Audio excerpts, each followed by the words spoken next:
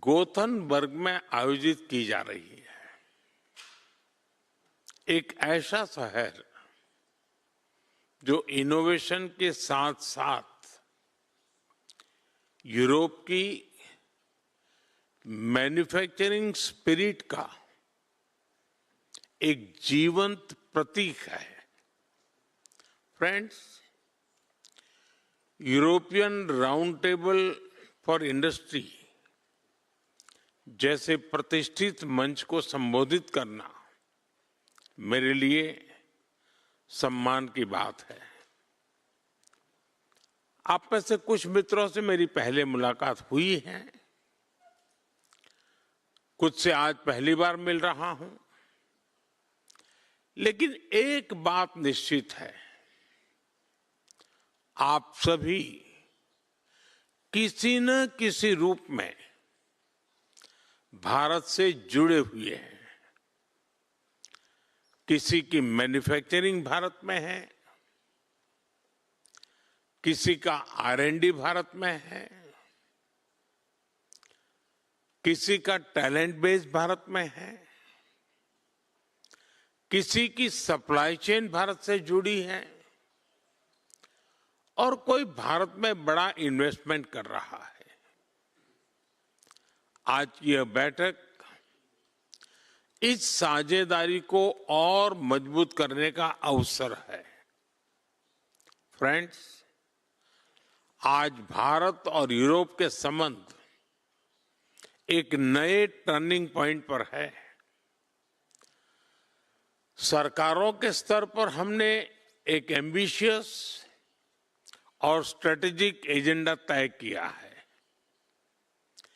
India EU free trade agreement पर सहमति बन चुकी है। जैसे उर्सुला जी ने कहा था, यह वाकई मदर ऑफ ऑल डील्स है। हमारा प्रयास है कि इसे जल्द से जल्द इंप्लीमेंट किया जाए। सिक्योरिटी एंड डिफेंस पार्टनरशिप तथा मोबिलिटी एग्रीमेंट ने भी हमारे सहयोग को नई दिशा दी है। India EU trade and technology council ने हमारी साझेदारी को नई इंस्टीट्यूशनल स्ट्रेंथ दी है। डिजिटल टेक्नोलॉजीज, सप्लाई चेन्स और इनोवेशन, इन सभी क्षेत्रों में भारत और यूरोप साथ मिलकर काम कर रहे हैं। India middle east Europe economic corridor जैसे ऐतिहासिक इनिशिएटिव्स कनेक्टिविटी और इकोनॉमिक इंटीग्रेशन को नई गति दे रहे हैं। ग्रीन ट्रांजिशन और सस्टेनेबल ग्रोथ को लेकर हमारी सोच और प्राथमिकताएं समान है।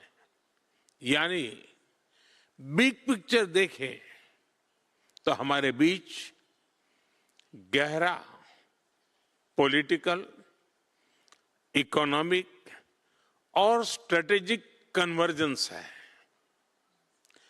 India and Europe are strategic partners for a balance, secure and sustainable world. लेकिन